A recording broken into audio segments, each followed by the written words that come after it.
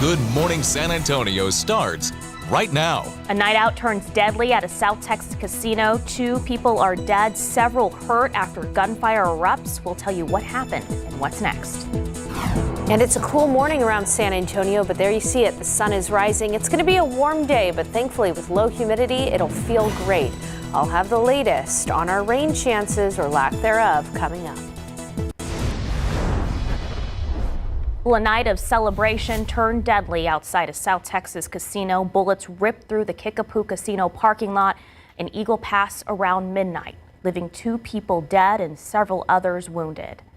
So let's take a look at a map at where this happened. This is Maverick County. This is about 2 hours west of San Antonio. Maverick County Judge Ramsey English Cantu described the chaos as 7 victims were rushed to the hospital and 2 couldn't be saved. So eyewitness photos show those bullet holes piercing a slot machine and a door, a grim reminder of the night's violence. The investigation is racing forward with authorities determined to piece together what led to this tragedy.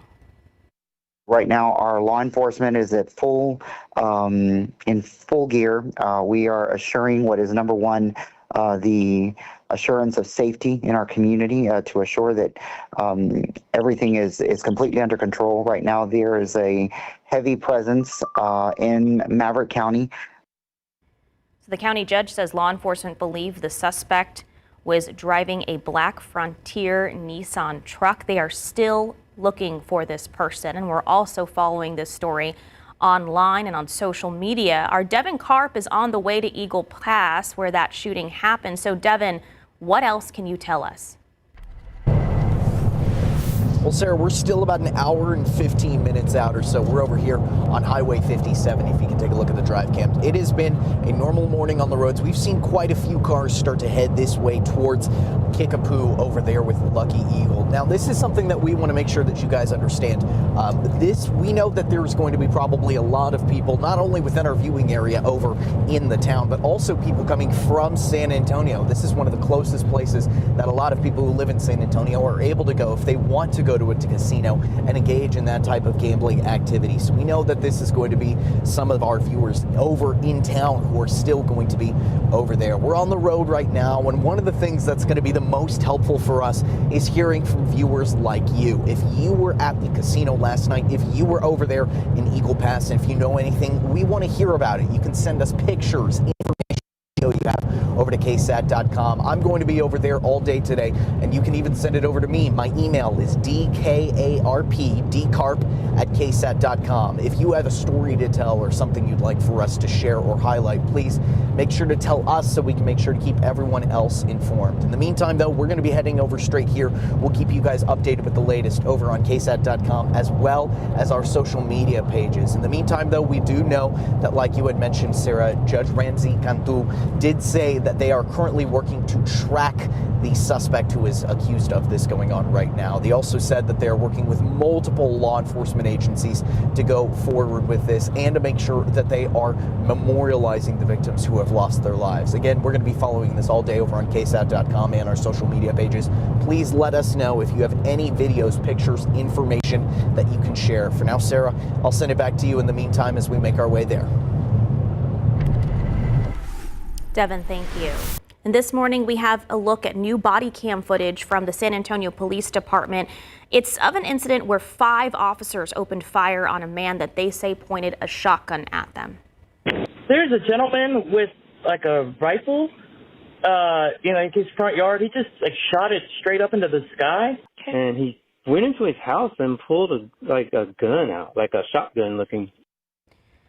So the San Antonio Police Department says it was calls like this 911 that you just heard that led the officers to show up to the area of North Cherry on the east side around 10:30 on the morning of August 29th. That video shows one of the officers aiming a weapon at the suspect's home moments before the shooting.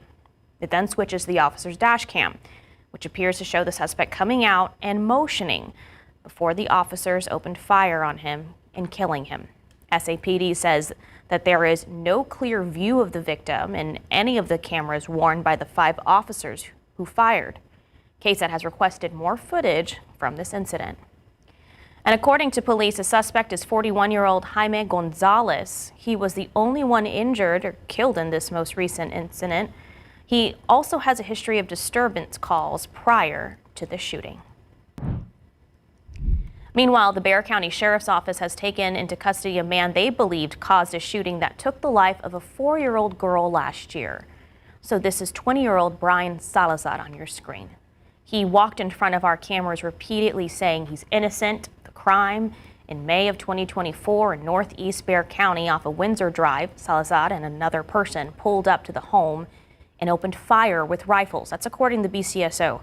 4 people inside the home were badly hurt, and 4-year-old Marianne Marbell, she was killed.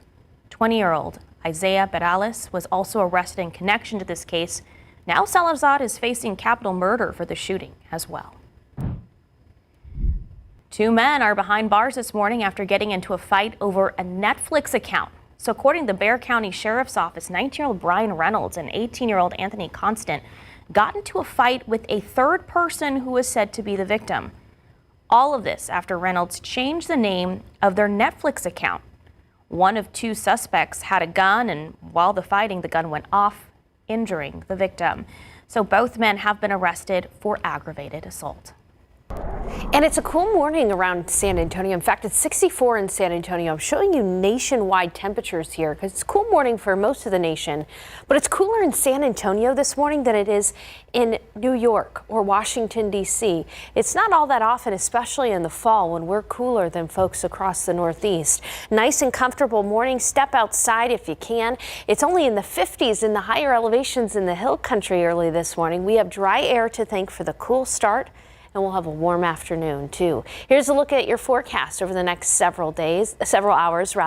82 around noon. So we're going to have a quick warm up by some 20+ degrees just by the lunch hour, and 91 for the high. Pleasant though with low humidity. And that's pretty much going to be the story this week. Cool mornings and warm afternoons, but it'll feel great because of the low humidity. Here's the thing though, low humidity, it's bad for drought. We'll take a look at the current drought monitor and how it could worsen. Plus, we'll take a look at the tropics. There's some good news for the latest tracks for Hurricane Humberto and potential Hurricane Imelda.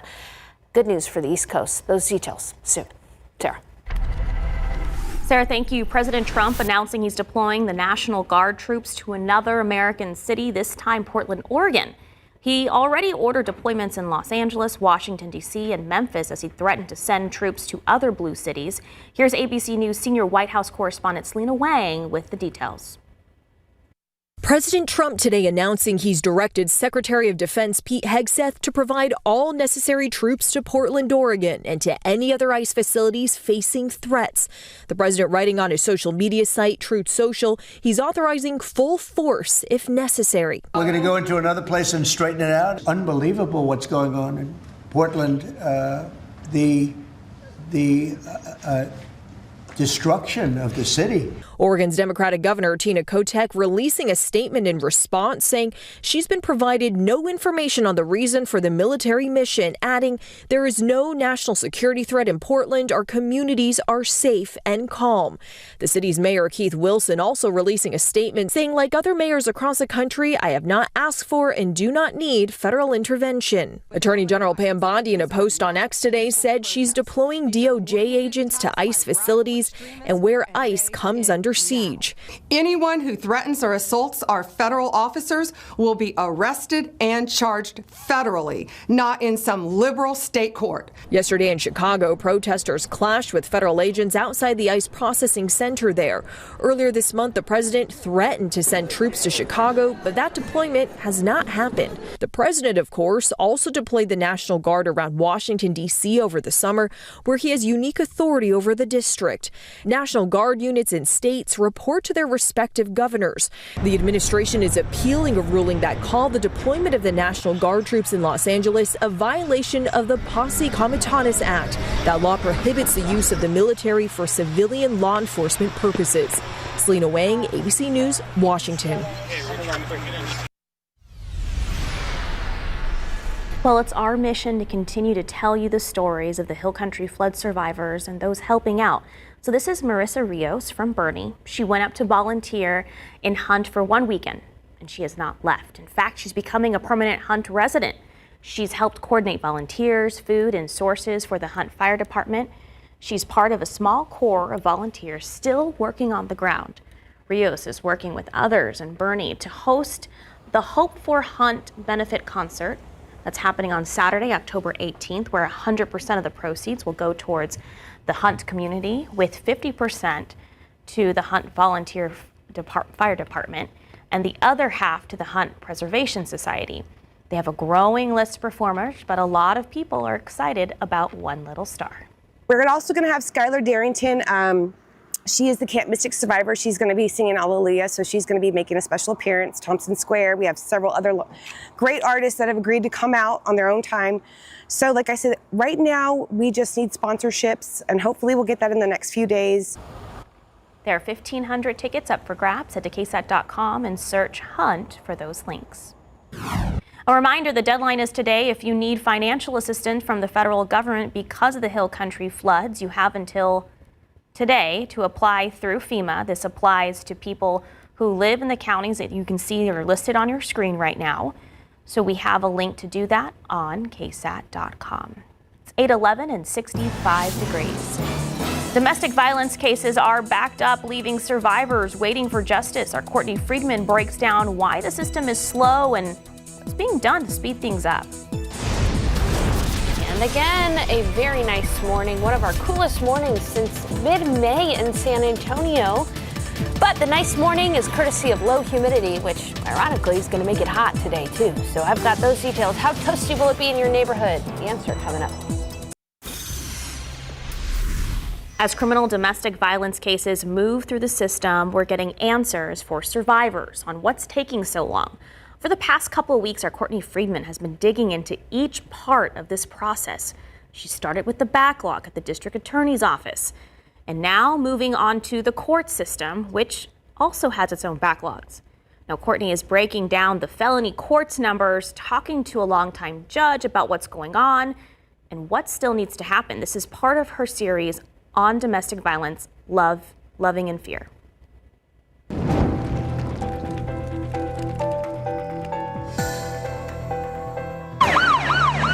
A reported domestic violence case goes from law enforcement to the district attorney's office to the courts.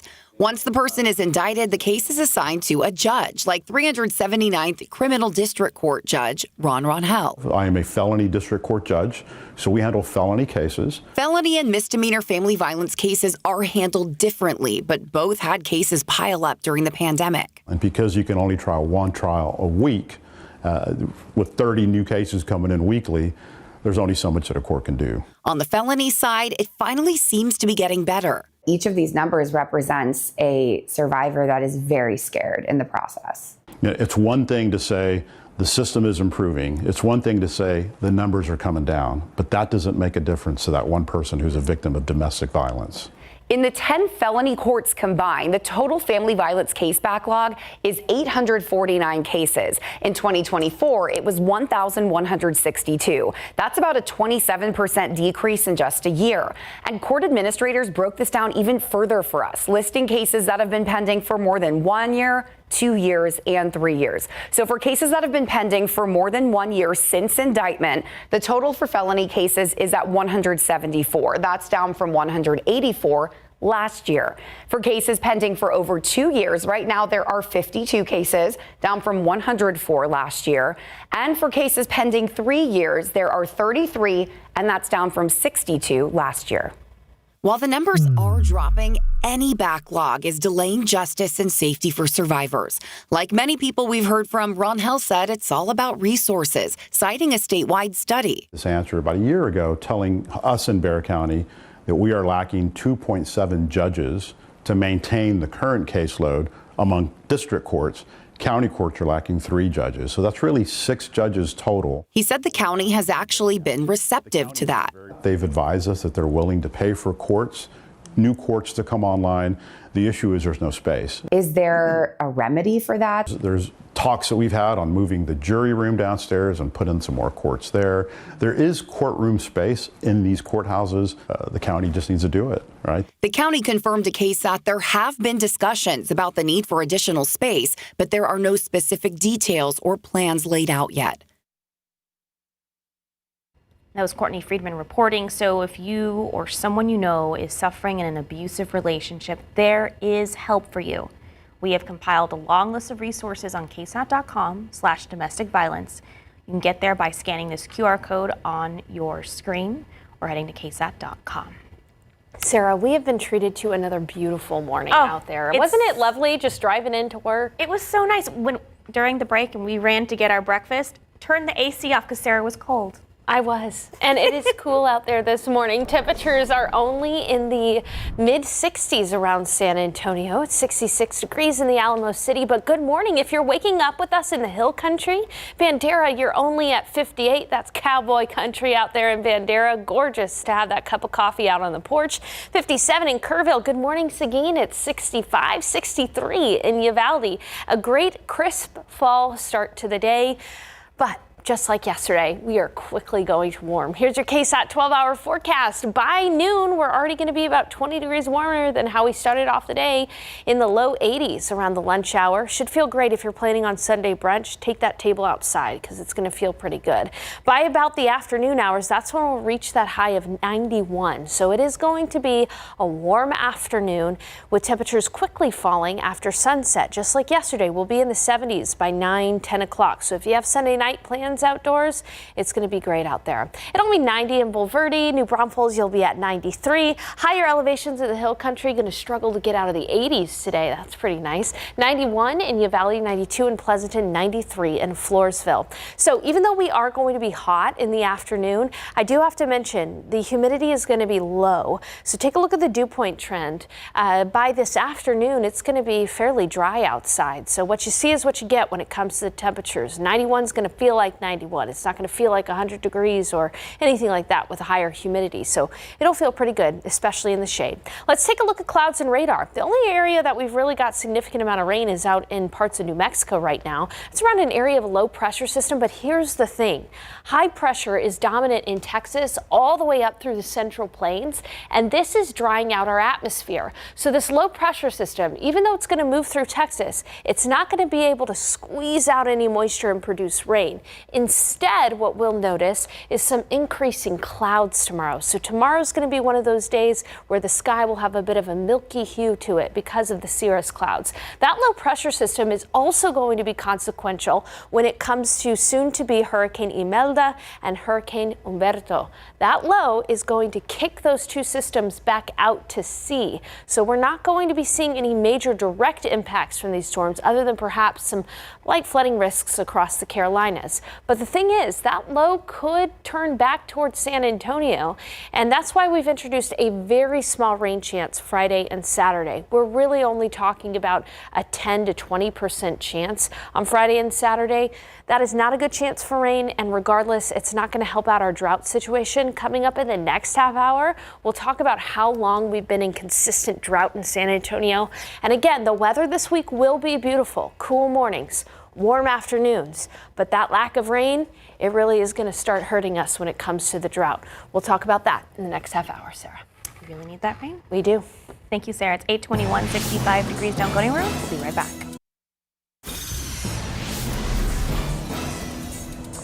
Two dead and 5 others shot in an overnight shooting at a casino just at Eagle Pass. We're heading there right now. We're going to tell you what we know with information so far and how you can help us make sure we tell the story right here at KSAT. Stay with us. Welcome back. We're continuing to follow that deadly shooting in Eagle Pass this morning. That is 2 hours west of San Antonio, happening at the Kickapoo Casino, where 2 people are dead and 5 others are injured. In a statement on Facebook, the Maverick County judge said, in part, quote, "At this moment, our first responsibility is to lift up the victims and their families in prayer during these most difficult times. More than anything, I ask that we come together to pray for the families of the 2 victims whose lives were tragically lost in this heinous act," end quote. Meantime, the Maverick County judge spoke to KSAT 12 overnight and says the investigation is in full force. Again, they are still looking for that shooter, believed to be in a black Nissan truck. We have crews on the way to gather more information. Devin Karp, you're about, what, maybe 15 minutes out, 20 minutes out, Devin? Sarah, I think it's looking a little bit more like 30 at the moment, but we're on our way right now. We just got outside of La Pryor. We're still on Highway 57, making our way down as we've been going throughout this morning. And I've been reading a lot of what viewers have been saying online with our KSAT Facebook page, who have been saying something like they have been to this casino many times before. We know this is going to be a popular location, especially for people not only within Eagle Pass to be over there, but also from within San Antonio as one of the closest locations that they could go to gamble at a casino. And with the Saturday night that it was when this happened overnight last night, we know that there were more than likely going to be a lot of people from over in the area and within San Antonio that are going to be over there. Like you mentioned earlier, Sarah, I'm on the way over there right now. I'm trying to get the story that I can when I am on the ground. But what would be helpful is information from viewers like you or anybody who is over there. Any pictures, video, information you might have about what happened over there. If you were at the casino overnight, we would love to speak with you. You can come find me. I'm going to be over in Eagle Pass. We're in our blue KSAT Storm Chaser truck right now, and we're just going to go out and get the information. So if you have anything, please feel free to send it over to us at ksat.com. You can also send it to me over at dkarp, D-K-A-R-P, at ksat.com. We would love to be able to speak with you and hear your account of what happened over there last night. In the meantime, though, we are still headed over that way. We're going to do our best that we can to keep you informed as quickly as possible over the air and online at ksat.com as well. Now, I know this is a multi-law enforcement together investigation that they're working on right now, and that, like you mentioned earlier, Judge Cantu says that right now the priority is to lift up the victims who have been affected by this shooting. We're going to continue to follow this all morning long here and into the afternoon. For now, I'll send it back to you while I'm on the way there. Devin Karp, KSAT 12 News. Well, thank you, Devin. We're going to turn now to the weather because we're starting off really comfortable and cool out there. It's 62 in Bulverde, 61 in Bernie, 64 in Hondo, and 66 at Port SA. So a gorgeous start to what will be a warm day. Our afternoon highs are going to be in the low 90s. So it'll be 91 in San Antonio, 93 in Del Rio, 93 Eagle Pass, and 94 in Laredo. Upper 80s across the hill country. So a cool start, a warm afternoon. Guess what? That's going to be pretty much our forecast for most of the week ahead. Cool mornings and warm afternoons. It's all because of low humidity. That low humidity makes it feel nice, but it comes at a cost. And that cost is little to no rain chances. That's bad for our drought. Not only will I show you how long we've been in continual drought, it's shocking, but we'll also talk about the outlook through the rest of the year. Will drought get worse? Will it get better? And not only for us, but across Texas. I'll have a look ahead to that. And we're going to talk about the tropics. It's good news for the East Coast as new tropical tracks have just come out for Imelda and Umberto. Details soon. Sarah. Sarah, thank you. A bride in San Antonio is racing against the clock. Her wedding venue just announced it's shutting down only 20 days before she's supposed to say I do. So she shared with our Zaria Oates that the news hit hard. The whole rearranging has been exhausting, but the outpouring of support from neighbors and friends has been a bright spot that she didn't see coming. I was in shock. And when did you find out that the hotel itself was closing? Last week on Wednesday around 4 p.m. September 17th started Leslie's countdown to find a brand new venue for her wedding reception coming up in November. She booked Hotel Havana downtown on the Riverwalk back in January. Now it's September, and the hotel told her they'll be closing in October and not honoring any reservations after that date. They've really dropped the ball with the way they treated the situation, and we didn't want to cancel because that week our guests were texting us and letting us know that they had already purchased tickets. So I emailed Hyatt, the brand of the property, and they emailed me back saying in part, quote, reservations for October 20th, 2025 and beyond cannot be honored. The statement also says the hotel is, quote, working to notify affected guests and customers of this situation and assist them with requests for alternative arrangements or cancel reservations at no penalty, end quote. But Leslie says she still hasn't gotten her $2,500 deposit back, and that impacts how she can move forward. That's really sad to me. You know, they're in the hospitality business. They're a big corporation and they were being the least hospitable. So she opened up TikTok and made this video. There's nothing else in the city that is like that I think we would be able to secure in 51 days at the same price point. Immediately, an outpouring of support from different businesses and different venues all across San Antonio. Thanks to Wed Society San Antonio, I was in contact with the Kimpton and the Plaza. Oh, it's emotional for me and it brings me to tears because I am from San Antonio and it just makes me really proud. Sad tears turned happy tears, but a new venue still comes with its own challenges. Right now, the rebooking process is truly impossible without the down payment. After we reached out to Hyatt and Leslie's attorney reached out, Hyatt emailed her back saying in part, quote, "We commit to refunding your $2,500 deposit at a minimum." Leslie still plans on having her wedding in November, and she tells me she's hopeful that it will still be just as magical as she originally planned. She did also tell me that she's spoken with other brides who are in the same situation, and some of them did say that they have received their refund. In downtown San Antonio, I'm Zaria Oates, KSAT 12 News. Zaria, thank you. This morning, there's an easy way you can help kids who are fighting cancer during Childhood Cancer Awareness Month. And it all starts with giving blood. The South Texas Blood and Tissue Center says their blood supply is critically low right now. They like to carry a 6 to 7 day supply and are only sitting at 2 to 3 day supply. So during Childhood Cancer Awareness Month, the organization is asking people to donate blood and help the 15,000 kids in the U.S. diagnosed with cancer every year. As they are receiving treatment, chemotherapy, radiation, they become anemic. Their counts start falling as far as their red counts, their platelets. And you can come in and help by donating blood on a regular basis. Whole blood every 8 weeks, platelets every 8 days. So if you're interested in helping and want to know when the next events are happening or how you can donate, you can go to KSAT.com. And KSAT has constantly taken on the topic of fentanyl as it infiltrates our community. It's one of the deadliest opioids that's on the streets right now. Experts say it is hidden in almost every other type of drug, including fake prescription pills and even marijuana. That's why a local nonprofit is making it their mission to make sure students and parents know about the danger of fentanyl poisoning. The group is made up of moms who have lost their children to fentanyl poisoning. We're here today because we know that there's fentanyl is still active in our communities. So we're out here trying to make people aware of this. And we're also learning about the newer drugs that are on the scene, like the nitazines, and there's, the tranquilizer, the horse tranquilizer that people are taking, the tranq. So we are just learning for ourselves what else we need to be getting out to the public, because we go out to schools, and we have an awareness walk that we do that is coming up. This year, that event is happening on October 12th. It's called Souls Walking for Souls, and it's the first fentanyl awareness walk in the state of Texas.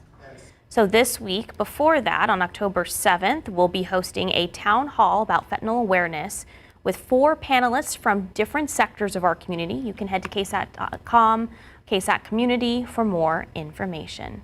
It's 8:38 and it's 65 degrees. So we brought you a live look of the Head for the Cure 5K yesterday, and after the break, we're going to bring you a different reason why people run the 3 miles every year. And like Sarah just mentioned, it's 65 degrees outside, beautiful blue skies. Those blue skies making for a gorgeous morning, but will really crank up the heat later today. I'll tell you why that's not all a bad thing. Coming up. Good morning. President Trump is applauding the prosecution of former FBI Director James Comey, who was indicted this week following the president's unprecedented pressure campaign on the Justice Department. And the president is warning that more political opponents could face charges. Our legal experts will guide us through the uncharted territory. And word from Capitol Hill this morning that President Trump will meet with congressional leaders on Monday to try to avert a government shutdown this week. House Democratic leader Hakeem Jeffries and House Majority Leader Steve Scalise joined me exclusively this morning as lawmakers try to make a deal. All that plus the Powerhouse Roundtable coming up on This Week.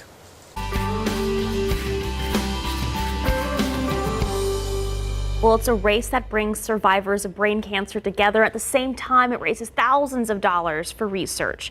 The Head for the Cure 5K took place yesterday morning. Our Devin Karp spent the morning out there along the route to meet families who say this race has grown into a tradition over the last 12 years.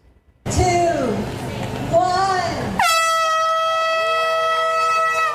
Whether that countdown you just heard on a Saturday morning is a family tradition. How many years? Since we started? 6 years since we started. Or an early alarm clock on your day off. How was it, guys? Good? Good. Awesome. How you guys feel about how you did out there today? Feeling good? Feeling good? Great. Everyone here at the Head for the Cure 5K has a story to tell about their own battle with brain cancer. I've been with Head for the Cure about 3.5 years now. I'm also a 6-year brain cancer survivor, originally given like 11 months to live. So now I get to go around partying for a good cause all over the country, and San Antonio has quickly become one of my favorite places. Or if they're showing up to honor the battle of someone else. My cousin had brain cancer when she was born, and I love my cousin a lot, and it really touched me. And I came out here, woke up at 6 in the morning with the drive to run. You're in school. This is 6 in the morning on your Saturday too, right? Yes. Very tired. I had soccer practice yesterday in the morning, but ready to come out here and run. We've been doing this for 6 years for Grandma Granado. My daughter's been participating as well, so the whole family gathers every year to bring love and joy into this, because it's a big thing. Yeah. She survived 10 years, so this is a big deal for her and our family. And I'm grateful for everybody that's here, especially you, and especially the sponsors and all the people here that want to keep on going. Yeah. I want to keep on going. I'm being blessed. Yeah. And thank you for all of you. But no matter what, there's still plenty of room for smiles and laughs. You ran? How was it? Good. I ran half of it. Half of it? That's awesome. They ran the whole thing? Yeah. Okay, how was it? You guys have a good time? Oh, yeah. I was tired the whole time. At the end of this morning, around 1,000 people helped raise more than $60,000 for brain cancer research and supporting families. An effort that doesn't go unnoticed for this grandma. I wish I could go and hug them and thank them for being there for me and for a lot of people here. Devin Karp, KSAT 12 News. Sarah, that kid who was like, I ran half of it, that's me. Well, he was there. He was there. All that matters. Yes, exactly. So precious. Hey, great to have everybody out there yesterday. It's always a great event, and I'm happy that a lot of people had a good time. Thank you to our viewers. Yes. $65,000 raised, and that's all because of you. Thank you so much. And that's what it's about. Amazing. Temperatures this morning in the 60s. It's 65 in San Antonio. Hey, it's not every day that we're cooler in San Antonio than they are in Dallas in the morning in the fall. In Dallas, it's 67 right now. So San Antonio cooler than the DFW, but it is chilly in the Panhandle where it's in the 50s in Amarillo and in Lubbock. And closer to San Antonio, you can see that there are still some locations in the 50s, higher elevations like Kerrville, 59 degrees, but we're already warming up. I mean, New Braunfels, you're at 70 right now after starting off in the low 60s. 65 in Uvalde. Good morning to Floresville, where it's 68 degrees. Now, today's one of those days. A lot of people move to this area because the fall and the winter is not cold. And today's one of those days where you're kind of going to have Chamber of Commerce weather, right? It's going to be so gorgeous out there, but it is going to warm up quickly. By noon, we'll be at 82. In the afternoon, 91 for the high temperature. Yesterday was very similar to today's forecast, and I actually enjoyed some time by the pool yesterday. It was pretty nice. You should too. Temperatures are going to be in the low 90s again, as I mentioned, with plenty of sunshine, and will cool down in the evening. East winds at about 5 miles per hour. Take a look at clouds and radar across the nation. We do have some rain across New Mexico, but really high pressure is still in control. It's in control from Mexico all the way up into the Central Plains. These high pressure systems have been drying out our atmosphere. That's why we have low humidity. We've got a low pressure system that's going to be moving through Texas, and in any other scenario, this might be producing some rain for us. But because the atmosphere is so dry, the most we're going to see out of this low is just some extra cloud cover in the mid and high levels of the atmosphere. Cirrus clouds, which are made of ice crystals and bring that milky hue to the sky. That's going to be the case tomorrow. That low, though, is going to be strong enough to redirect the paths of what will be Hurricane Imelda and Hurricane Umberto. Those storms are going to head back out to sea. So at most, Imelda might produce some minor flooding in the Carolinas, but that low is really going to kick them out to sea and prevent any kind of direct landfall to the United States. That low pressure system also may drift back toward Texas in the week ahead. And depending on that low's placement, that's going to impact our rain chances. Right now in San Antonio, I only have about a 10 to 20% rain chance on Friday and Saturday. Otherwise, we are going to be having a week where every day is going to look pretty similar to the day before. Cool mornings in the 60s, warm afternoons. Those mornings will be cool around 7:25. That's sunrise. And then dry afternoons. The low humidity is good for us for what it feels like outside, but it is likely going to be worsening the drought. Here's a look at the drought monitor, the current drought monitor. Extreme and exceptional drought, with most of us experiencing severe drought, with the exception being the hill country. Here's the thing. This area has been in continual drought since September 14th of 2021. That's more than 4 years ago. 1,475 days of continual drought for South Central Texas. That's the last time we were drought free. And unfortunately, as we enter into a La Nina winter, it is likely that drought will continue for San Antonio in the brown color here, and that drought will develop for areas across most of Texas in the yellow color here. So that's not great news. Again, we've got beautiful Chamber of Commerce weather with cool mornings, comfortable afternoons. It just comes at the cost of no rain and a small 20% chance by Saturday. Again, the biggest variation you'll notice in the week ahead is a little bit more cloud cover tomorrow. Hey, Sarah, the pollen count's yet to come in, but as soon as it does, I'll have it on KSAT.com and on our social media pages as well. About what time are we going to get these 60s that we're having in the morning? See them more in the afternoon. Oh, we have to wait all the way until December and January, our coolest months, to see our highs in the 60s regularly. We can do it. Yeah. We can do it. We can. I'm convincing myself. I believe in us. Thanks, Sarah. It's 8:50, 65 degrees. We'll be right back. Just wanted to recap before you go about that breaking news overnight where gunfire erupted outside of a South Texas casino in Eagle Pass at the Kickapoo Casino, leaving 2 people dead and 5 others injured. So here is what we know. Maverick County Judge Ramsey English Gantu said bullets started flying around midnight at the Kickapoo Casino parking lot in Eagle Pass, 2 hours west of San Antonio. We're told 7 people were hurt. They were all taken to the hospital, where 2 of those victims later died. Now, pictures sent to us by a viewer show some of the damage done by the gunfire. You can see bullet holes in a slot machine and at a door. In a statement on Facebook, the Maverick County judge said, in part, quote, "At this moment, our first responsibility is to lift up the victims and their families in prayer during these most difficult times. More than anything, I ask that we come together to pray for the families of the 2 victims whose lives were tragically lost in this heinous act," end quote. Meantime, the Maverick County judge spoke to KSAT 12 overnight and said this investigation is in full force. Right now, our law enforcement is at in full gear. We are assuring what is number one, the assurance of safety in our community to assure that everything is completely under control. Right now, there is a heavy presence in Maverick County. The county judge says law enforcement believes the suspect was driving a black Frontier Nissan truck. They are still looking for that person of interest. And we're also following this story on air and online. Our Devin Karp should be arriving in Eagle Pass around this time, and he's going to be reporting on any updates throughout the morning. Just check with us and stay with us online and social media. All right, here's the pollen count that I promised. Ragweed is moderate. It's down from yesterday, and molds are low. We're going to have cool mornings, warm afternoons, plenty of sunshine this week, and low humidity. Only a sliver of a chance for rain on Saturday. And before we sign off, Sarah, I got to wish my mother a very happy birthday. Happy birthday, Debbie. Debbie. Hey, have a wonderful Sunday. Thanks for joining us.